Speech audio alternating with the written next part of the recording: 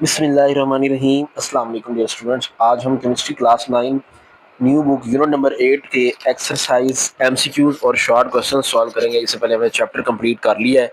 आज हम इसकी एक्सरसाइज सॉल्व करने जा रहे हैं। सबसे पहले एक्सरसाइज में एमसीक्यूज हैं। सबसे पहला एमसीक्यूज है, in which period and group will you place the element which is important part of solar cell. कह रहे कि ना उस एलिमेंट को जो कि इंपॉर्टेंट पार्ट है सोलर सेल का, आप पीरियोडिक टेबल में किस पीरियड में रखेंगे और किस ग्रुप में रखेंगे। पहले तो हमें उस एलिमेंट का पता होना चाहिए। वो एलिमेंट है सिलिकॉन, जो कि इंपॉर्टेंट पार्ट है सोलर सेल का। ठीक है, अब सिलिकॉन को हम देख लेते हैं कि वो किस में है, ग्रुप नंबर क्या है और पीरियड नंबर क्या है। पीरियोडिक टेबल में जाना पड़ेगा हमें। ले लीजिए, पीरियोडिक टेबल आपके सामने है। ये बड़ा हुआ है सिलिकॉन, देख रहे हैं, ये सिलिकॉन है। ये कितने ग्रुप में पड़ा है, ग्रुप का नंबर देखना पड़ेगा। 1 2 3 4 5 6 7 8 9 10 11 12 13 14। तो ग्रुप नंबर इसका 14 है। और पीरियड नंबर कितना है, देखिए, ये पहला पीरियड हाइड्रोजन वाला, दूसरा लिथियम वाला, तीसरा सोडियम वाला। इसी सोडियम वाले में आगे आते जाए ना तो ये सिलिकॉन पड़ा है। मतलब 14 नंबर ग्रुप है और 3 नंबर पीरियड है। तो थर्ड पीरियड 14 ग्रुप, ये तो ए वाला ऑप्शन है। तो ये ए वाला ऑप्शन करेक्ट है। ये बी वाला निशान पहले का लगा हुआ, ये मैंने नहीं लगाया, ये किसी स्टूडेंट की जिसकी बुक है उसने लगाया हुआ, लिखा है, मैंने उसको सही कर दिया। इसका ए ऑप्शन करेक्ट है। ठीक है, उसके बाद जो है, identify the electronic configuration of outer most shell of the transition metal. Transition metal की आउटर मोस्ट शेल की इलेक्ट्रॉनिक कॉन्फ़िगरेशन क्या होती है। तो ये हमने ना पीछे टेबल में भी पढ़ा था कि NDX और NS2, ये बी वाला ऑप्शन इसका करेक्ट होगा। अब यहाँ पे एक्स जो है वो नंबर ऑफ एलिमेंट्स हैं, 1 से लेकर 10 तक कुछ भी हो सकते हैं। डी शेल में 10 एलिमेंट्स आते हैं, 10 इलेक्ट्रॉन आते हैं, सॉरी 10 इलेक्ट्रॉन्स आते हैं ना। तो डी यहाँ पे शेल में एक्स इलेक्ट्रॉन, मतलब कुछ भी हो सकते हैं 1 से लेकर 10 तक। तो NDX NS2, ये बी वाला ऑप्शन इसका करेक्ट होगा। आगे, which of the following is a softest metal. Sodium, calcium, aluminium, zinc, इनमें से कौन सी जो है सबसे सॉफ्ट मेटल है। तो हमने पढ़ा ये अल्कली मेटल, जैसे जैसे हम डाउन द ग्रुप आते हैं ना तो मेटल सॉफ्ट हो जाती हैं। तो ये जो है इसमें सोडियम वाला ऑप्शन जो है ये करेक्ट होगा, ए वाला ऑप्शन, कि ये सोडियम जो है इन चारों में सबसे ज्यादा सॉफ्ट होगी।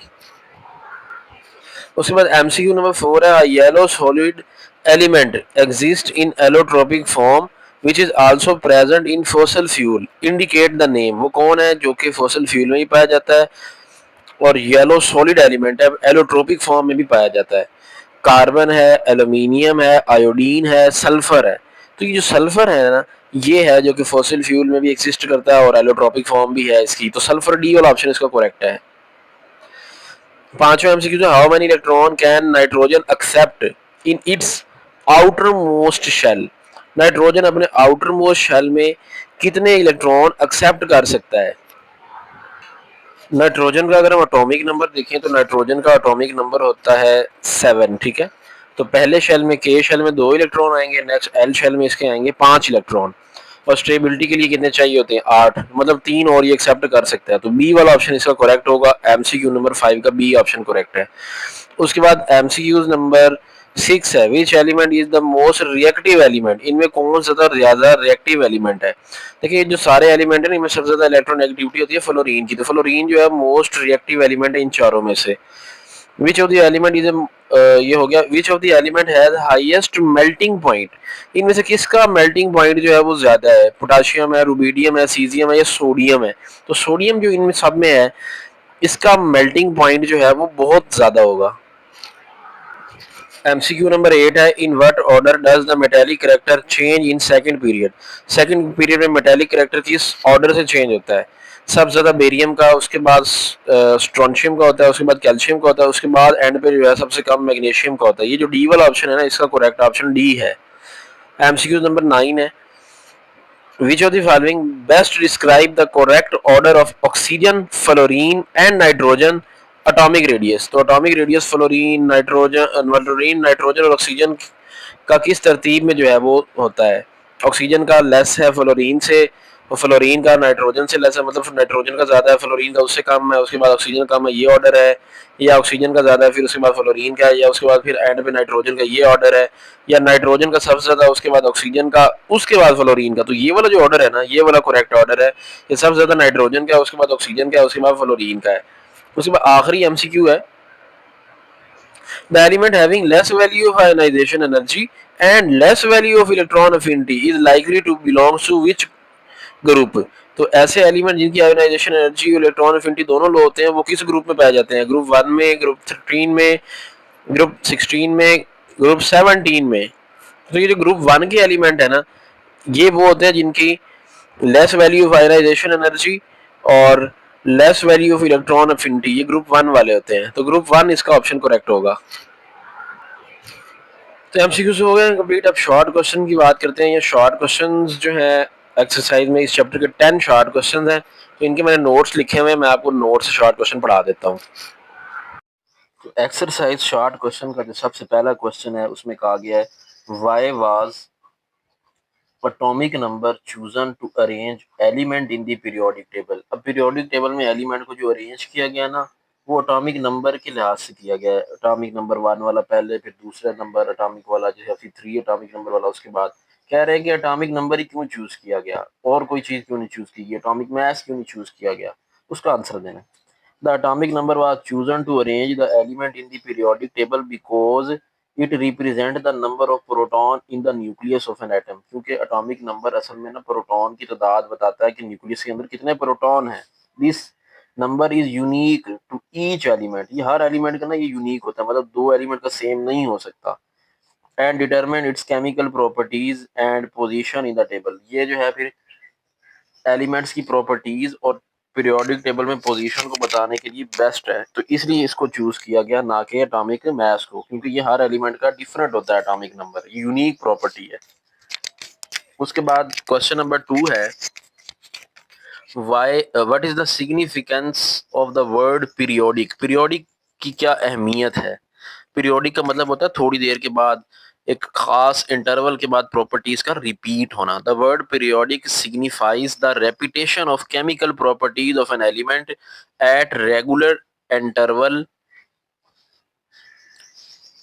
When they are arranged by increasing atomic number. जब एलिमेंट को इंक्रीजिंग एटॉमिक नंबर के लिहाज से अरेंज किया जाता है ना, तो ये जो पीरियोडिसिटी वर्ड है ये हमें बताता है कि केमिकल प्रॉपर्टीज जो है वो किस तरह जो है वो रिपीट होती हैं थोड़े थोड़े एलिमेंट्स के बाद, जब हम एलिमेंट्स को एटॉमिक नंबर के लिहाज से अरेंज करते हैं।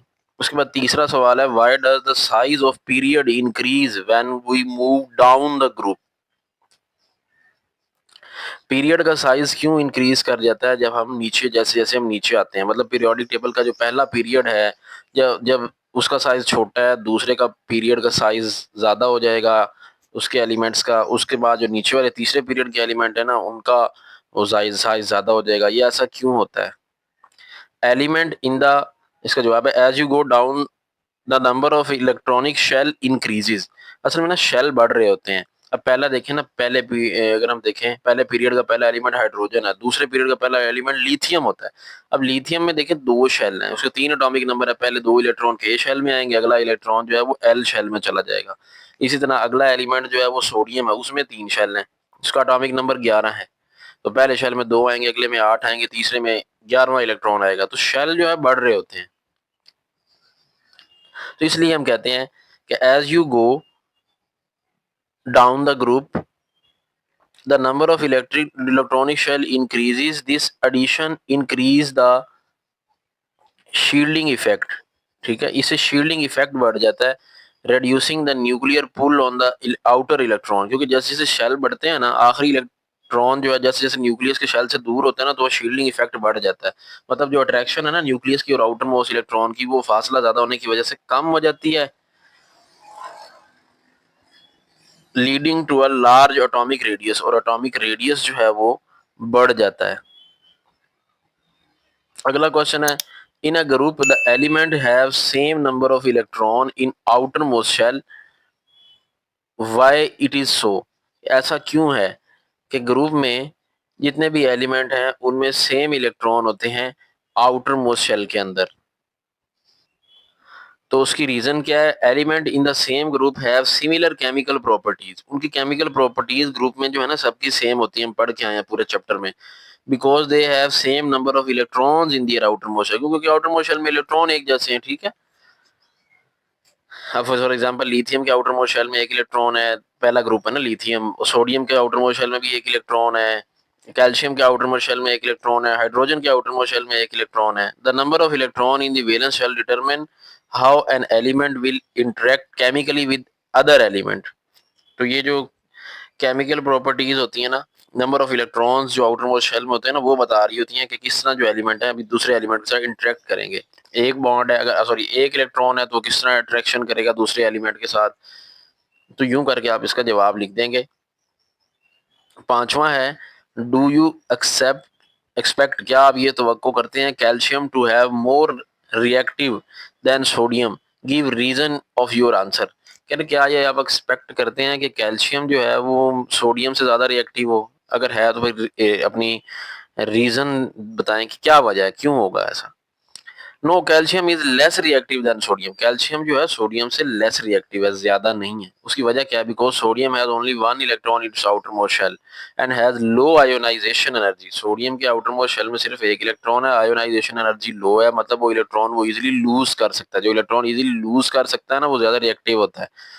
कैल्शियम के आउटर मोस्ट शेल में ना दो इलेक्ट्रॉन्स हैं and has high ionisation energy, so least reactive. उसकी आयोनाइजेशन एनर्जी ज्यादा है। जब उसकी आयोनाइजेशन एनर्जी ज्यादा है, मतलब इलेक्ट्रॉन को रिमूव करवाना थोड़ा मुश्किल होगा, तो इसलिए कम रिएक्टिव होगा। छठा क्वेश्चन है, which element has maximum atomic radius and which element has minimum atomic radius in the third period। तीसरे पीरियड में किस एलिमेंट का एटॉमिक रेडियस कम है और इसका ज्यादा है? तो element with atomic radius maximum is sodium, जिसका 185 पिकोमीटर है। The element with minimum atomic radius वो है क्लोरीन, जिसका सिर्फ 79 पिकोमीटर एटॉमिक रेडियस है। सातवां सवाल है, what why are the most electronegative element present in sixth and seventh group. कह रहे ज्यादा जो इलेक्ट्रोनेगेटिव एलिमेंट है ना, वो सिक्स और सेवन ग्रुप में ही क्यों होते हैं? The most electronegative element are found in sixth and seventh group, especially oxygen and especially जो ऑक्सीजन और है ना fluorine, respectively they have high effective nuclear charge due to small atomic size. They needed only one electron और two electrons to complete their outer most shell. इनको अपना outer most shell करने पूरा करने के लिए चंद एक इलेक्ट्रॉन्स चाहिए होते हैं, ठीक है। तो इसलिए ये जो अपना आउटर मोस्ट शेल जो है कंप्लीट करने की वजह से जल्दी इनको न्यूक्लियर चार्ज इनका ज्यादा होता है, ये इलेक्ट्रॉन एक्सेप्ट करते हैं जल्दी से और अपना जो शेल है ये मुकम्मल कर लेते हैं, ऑक्टेट रूल को फॉलो करते हैं।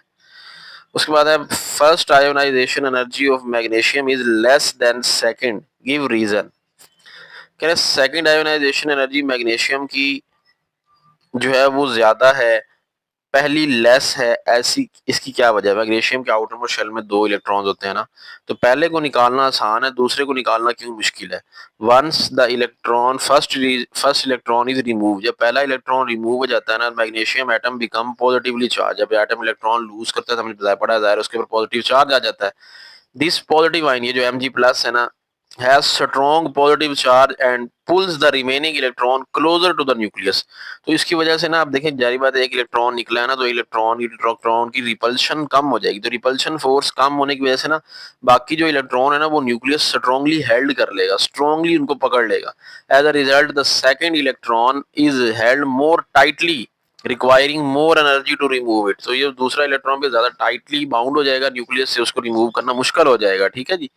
तो उसके बाद है आठवां सवाल, सॉरी आठवां तो हो गया, नौवां, is it possible for two metals और two non metals to form ionic bond? क्या ये दो मेटल्स के लिए या दो नॉन मेटल्स के लिए आयोनिक बॉन्ड बनाना पॉसिबल है? देखिए हमने पढ़ा हुआ आयोनिक बॉन्ड उस वक्त बनता है जब एक एटम इलेक्ट्रॉन लूज करता है, दूसरा गेन करता है। ये उस सूरत हो सकता है जब एक मेटल हो दूसरी नॉन मेटल हो। यहाँ पे जो कंडीशन में कह रहे हैं ना, वो कह रहे हैं दोनों ही मेटल है। नहीं, दोनों मेटल से नहीं बनेगा, दोनों नॉन मेटल हो तब भी नहीं बनेगा। तो इसका आंसर कैसे लिखेंगे? No, two metals can not form ionic bond and two non-metal also cannot form ionic bond. It is because in case of ionic bond, metals lose electron while non-metal gains electron. So ionic bond is usually formed between metal and non-metal, ठीक है। तो ये जो notes हैं जहाँ से मैं आपको पढ़ा रहा हूँ, अगर तो आप ये क्वेश्चन लिख के अपनी कॉपी पे याद कर सकते हैं तो ठीक है, लेकिन अगर आप चाहते हैं नहीं हमने ये नोट्स ही लेने हैं और इनका पीडीएफ लेना चाहते हैं, प्रिंट करवा के याद करना चाहते हैं, तो मैं अभी ये लास्ट क्वेश्चन के बाद आपको उसका तरीका बता दूंगा। ये सिर्फ 100 रुपये में आप पीडीएफ पूरी फाइल हासिल कर सकते हैं केमिस्ट्री क्लास 9 नोट्स के। इसी तरह फिजिक्स के भी नोट्स अवेलेबल हैं, एक्सरसाइजेज, शॉर्ट क्वेश्चन और कंस्ट्रक्टेड रिस्पॉन्स क्वेश्चन में, वो भी 100 रुपीज़ में। तो किस तरह आप ले सकते हैं वो आपको तरीका बताता हूँ ये लास्ट क्वेश्चन के बाद। आखिरी सवाल है, which element has least value of ionisation energy and which element have highest value of electronegativity. इसमें दो डिफरेंट क्वेश्चन है। पहले उसने कहा है कि कौन सा एलिमेंट है जिसकी आयोनाइजेशन एनर्जी ना लीस्ट है, और फिर पूछा कौन सा एलिमेंट है जिसकी इलेक्ट्रोनेगेटिविटी ज्यादा है। ठीक है, तो element with least value of ionisation energy is caesium, जिसकी सिर्फ 377 किलो जॉल पर मोल है। ठीक है, और उसके बाद जो एलिमेंट है जिसकी इलेक्ट्रोनेगेटिविटी ज्यादा है वो है फ्लोरीन 4.0। इससे ज्यादा इलेक्ट्रोनेगेटिविटी किसी की भी नहीं होती, तो फ्लोरीन की इलेक्ट्रोनेगेटिविटी सबसे ज्यादा है। ठीक है, तो अगर आप इन नोट्स का पीडीएफ हासिल करना चाहते हैं तो आप दिए गए व्हाट्सएप नंबर पर मैसेज करें। इसी नंबर पे इजी पैसा अकाउंट बना हुआ है, इसमें आप 100 रुपया सेंड करके स्क्रीनशॉट सेंड कर दें। इस नंबर पे व्हाट्सएप आपको जो है वो पीडीएफ फाइल पूरी बुक के नोट्स की सेंड कर दी जाएगी, जिसमें एक्सरसाइज और कंस्ट्रक्टेड रिस्पांस क्वेश्चन के आंसर आपको मिल जाएंगे। ठीक है, तो ये थे चैप्टर नंबर 8 के एक्सरसाइज शॉर्ट क्वेश्चन। उम्मीद है ये वीडियो आपको पसंद आई होगी। वीडियो पसंद आई इसको लाइक कर दें। हमारे चैनल पर फिजिक्स और मैथ के लेक्चर्स भी क्लास 9 के अपलोड होते हैं, उनको भी देखा करें। मिलते हैं नेक्स्ट वीडियो में, अपना ख्याल रखिएगा। अल्लाह हाफिज़।